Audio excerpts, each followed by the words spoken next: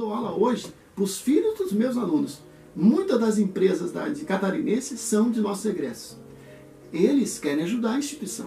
E quando eles querem doar um equipamento em boa condição, em bom estado, porque muitas vezes perdeu a garantia e fica no depósito ocupando espaço. Esses alunos, eles me dizem o seguinte: a gente não consegue fazer a doação porque é muito burocrático. Então você não consegue receber uma doação, fazer um convênio simples. Tem que passar todo um processo de doação, né, um processo de contrato, de convênio com as empresas. Coisas simples como essa. Então, isso nos deixa angustiados no campus. Se a gente não consegue equipamento e não tem dinheiro para comprar, como é que a gente faz? Vamos continuar dando aula com equipamentos antigos? Isso em todas as áreas. Nós trabalhamos com ciência e tecnologia.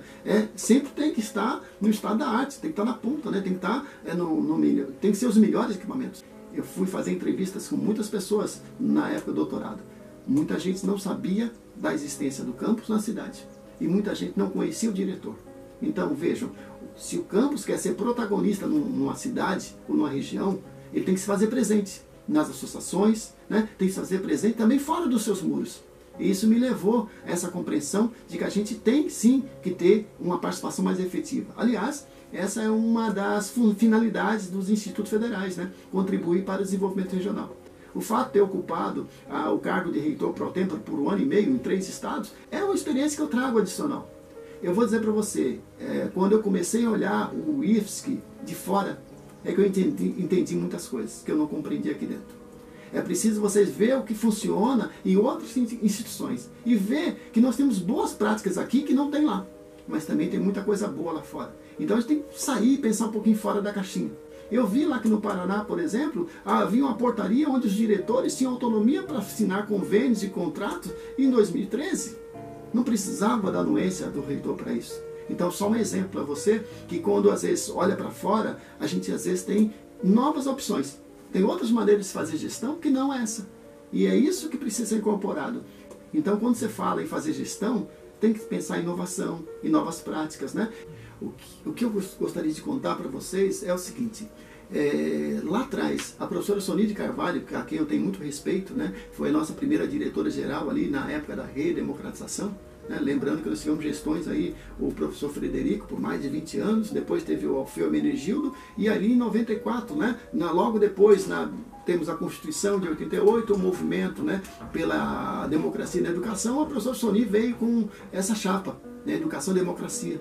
Né? E entre as questões, a implantação do colegiado de Florianópolis foi um mote da campanha dela.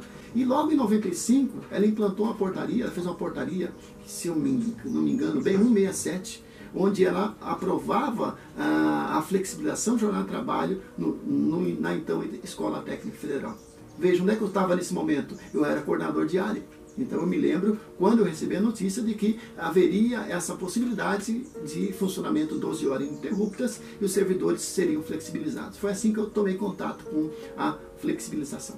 Bom, só para você ter uma ideia, eu fui diretor do campus, né, por 4 anos, a gente enfrentou essa questão, tratou dela com muito cuidado, sempre com muito cuidado, porque é uma questão que envolve realmente a motivação dos servidores e mexe com a vida das pessoas, né? Não é algo trivial. E é algo complexo, porque também tem que ter a legalidade e tem que também ter a preocupação de proteção. Proteção do dirigente e proteção dos servidores. Porque ninguém está querendo fazer isso por maldade, quer fazer isso por bem da instituição. Quando a gente fala que o servidor pode flexibilizar, na verdade a gente amplia o atendimento ao público e também traz mais qualidade de vida para as pessoas, que pode se organizar melhor em outros horários. Mas tem um detalhe interessante aí, é que a flexibilização ela precisou realmente de uma luta de estudar.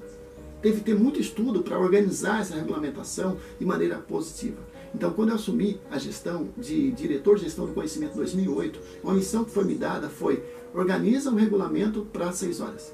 Então, eu passei praticamente 6 meses analisando onde a flexibilização estava sendo aplicada no Brasil e o que eles faziam. Eu digo isso por quê? Porque um ano antes, em 2007, havia sido aprovado no colegiado de dirigentes na época, e vou dar a data, quem quiser procurar, pode procurar, tem essa ata ali, eu posso pedir para a reitoria. 5 de dezembro de 2007, foi aprovado, na época no Cefet, numa reunião com diretores, e com a diretora-geral, na época era a direção-geral, aprovado 8 horas de trabalho com ponto eletrônico. Está na ata de 5 de dezembro de 2007. Eu entrei em 2008 e aí eu falei, isso não é possível. Em fevereiro de 2008 eu assumi diretoria de gestão do conhecimento. Nós discutimos internamente, não tem condição isso. Isso aí vai ser uma guerra dentro da instituição e não não vai fazer que a instituição funcione. Então a gente trabalhou, aí eu recebi incumbência, então busque uma alternativa. E a minha alternativa foi procurar normativas legais que pudessem trazer segurança a esse processo. É óbvio que essa reunião do 5 de dezembro deve ter sido motivada, eu não sei, porque eu não estava na gestão. Como eu falei, 2007 foi o ano sabático de gestão, voltei para minhas aulas, escrevi um livro e tal. Nessa eu não acompanhei. O que eu sei é que provavelmente em 2007 deve ter tido algumas incursões, algumas auditorias e que deve ter dificultado ali a flexibilização. Bom, eu sei que lá para outubro, e isso tudo pode ser comprovado, posso depois deixar um link aí para quem quiser na nossa página ali, eu tenho todos os documentos, eu tenho um mau hábito, eu tenho uma conta no Gmail que eu pago para não apagar meus e-mails. Então eu tenho história da instituição, todos meus e-mails trocados estão guardados, e eu tenho que em outubro eu fui consultar essa semana, em outubro de 2008 eu apresentei uma proposta de flexibilização baseado, sabe na onde? Na proposta do próprio TCU. Bom, qual foi o pulo do gato? Os órgãos de controle vinham e diziam, vocês não podem fazer 6 horas do jeito que estão fazendo. E aí eu comecei a perceber, onde é que tem 6 horas funcionando bem, sem ninguém reclamar? E o TCU, que era o órgão de controle, tinha. Então eu usei os argumentos do próprio TCU no nosso documento de flexibilização. Então o meu orgulho foi de ter percebido isso. Então não temos a resposta dentro de casa, a gente tem que buscar, né, fora. E fora tem argumentações, tem argumento para 6 horas, com qualidade de vida e com melhoria do atendimento ao público, melhoria do processo de aprendizagem. De novo, isso não é feito porque a gente tem que ser bonzinho com o servidor. Isso tem que ser feito porque o ambiente de trabalho legal, as pessoas trabalhando motivadas, as pessoas trabalhando mais felizes, isso tem repercussão na formação dos alunos. Não é questão de bondade, é questão de melhoria do ambiente de trabalho. E como eu digo isso? Vários países hoje já estudam a redução de jornada de trabalho para 6 horas. E mais, eu conto sempre o exemplo da minha amiga Sônia. A Sônia era minha secretária lá, como eu era coordenador de curso, ela me auxiliava ali. A gente usava a máquina de escrever, olha só, em 93, né? Eu me lembro quando eu tinha que fazer um memorando, que eu redigia a mão para ela, aí ela tinha que digitar na máquina, às vezes tinha erro, tinha que corrigir. Esse processo, gente, levava 2 horas para fazer um memorando. Veja o que eu estou falando.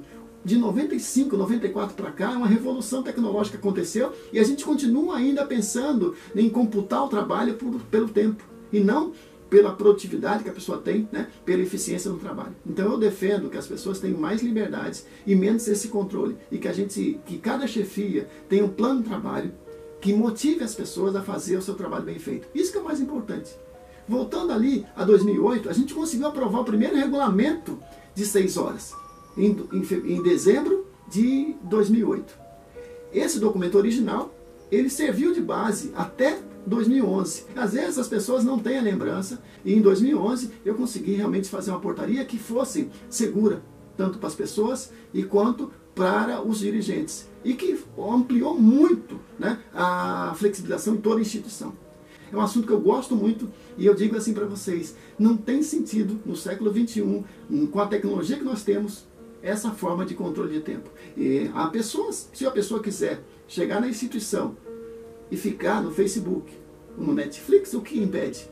O que impede é se ela mesma ter a compreensão da importância do trabalho dela. Eu acho que muitas vezes falta as chefias, as coordenações, darem significado para o que as pessoas fazem. Na verdade, as pessoas têm que sentir-se parte de um projeto maior, que é a transformação da vida das pessoas por meio da educação profissional. E aí eu vou emendar com um detalhe interessante. Minha motivação é minha origem, né? Eu venho de família de Boias Frias e isso me enche de orgulho. Assim, saber que a profissão que eu aprendi, desenhista de arquitetura, ela é uma profissão que me deu a condição de fazer uma faculdade e a condição hoje de ser o que eu sou. E essa oportunidade eu quero dar para as mesmas pessoas. É isso que me enche de satisfação trabalhar na Rede Federal.